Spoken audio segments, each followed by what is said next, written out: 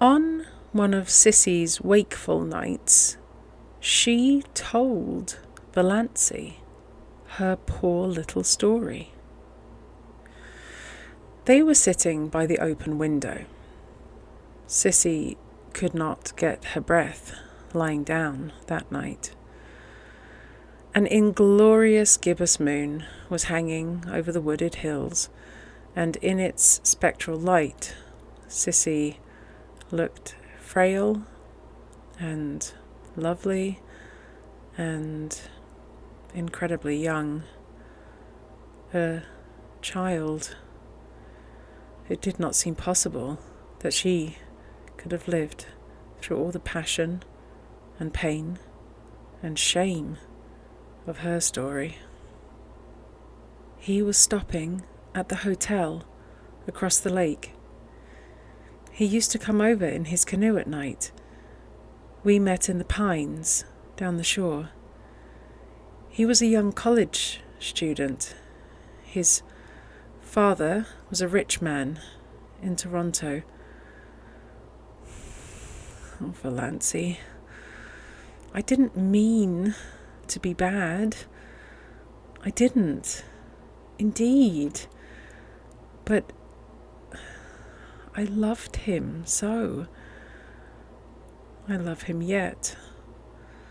I'll always love him. And I didn't know some things. I didn't understand.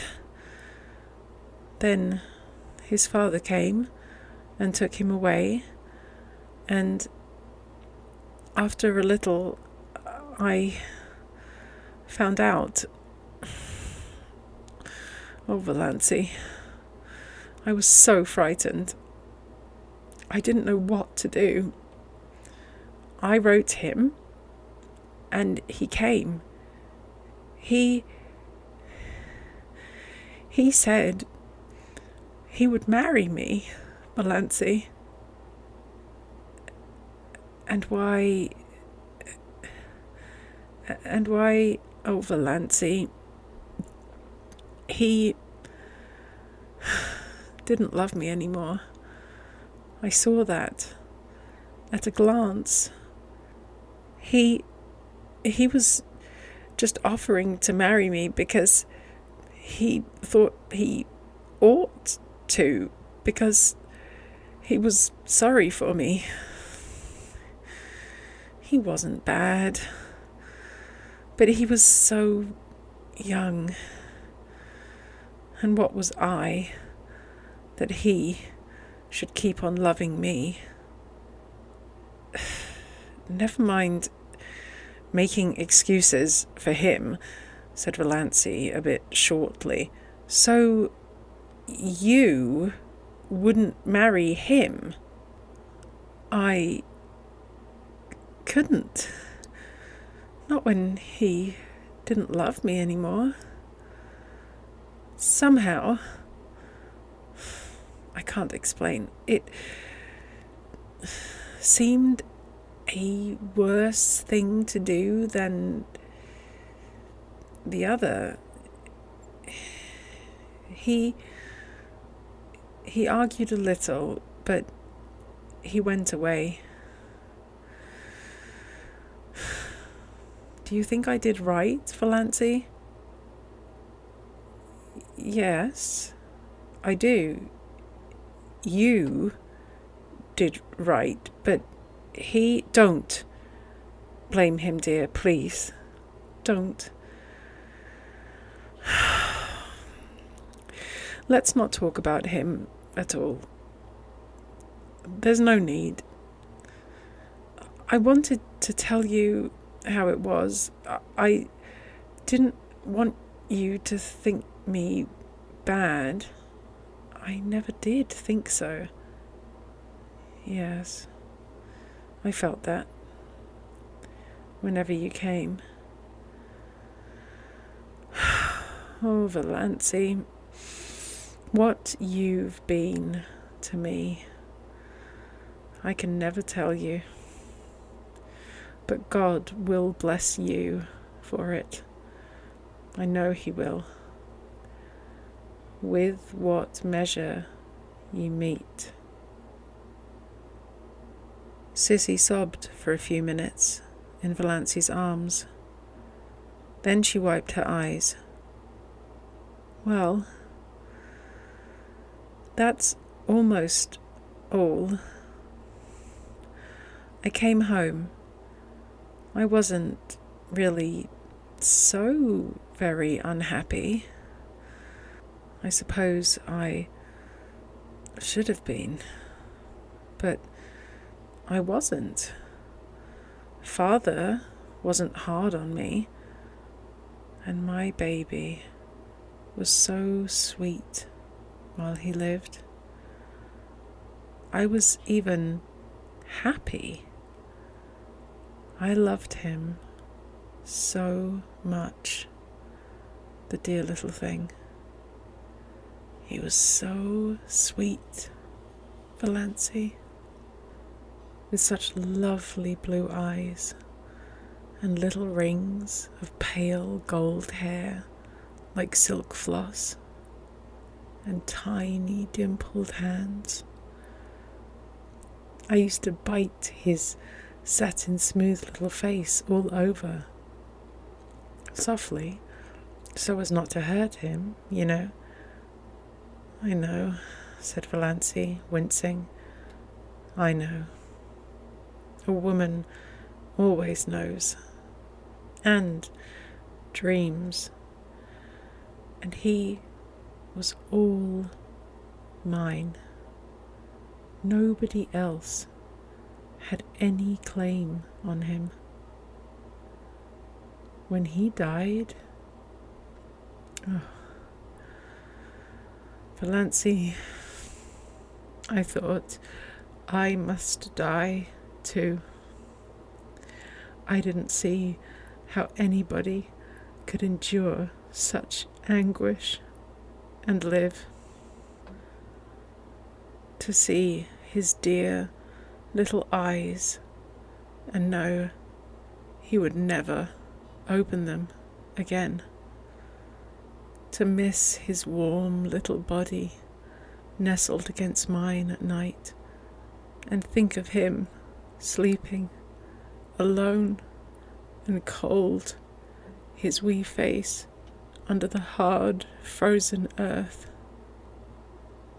It was so awful for the first year. After that, it was a little easier. One didn't keep thinking, this day last year, but I was so glad when I found out I was dying. Who could endure life if it were not for the hope of death? Murmured Valancy softly. It was, of course, a quotation from some book of John Foster's. I'm glad I've told you all about it, sighed Sissy. I wanted you to know. Sissy died a few nights after that. Roaring Abel was away. When Valancy saw the change that had come over Sissy's face, she wanted to telephone for the doctor, but Sissy wouldn't let her. Valancy, why should you? He can do nothing for me. I've known for several days that this was near. Let me die in peace, dear. Just holding your hand. Oh, I'm so glad you're here. Tell Father goodbye for me.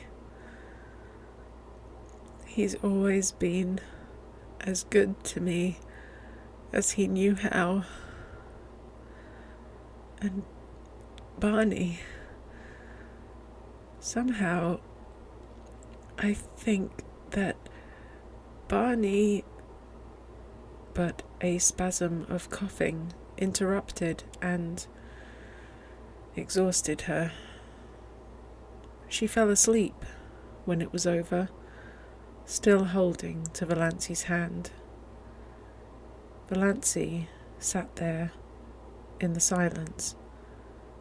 She was not frightened or even sorry. At sunrise, Sissy died. She opened her eyes and looked past Valancy at something that made her smile suddenly and happily, and smiling, she died. Valancy crossed Sissy's hands on her breast and went to the open window.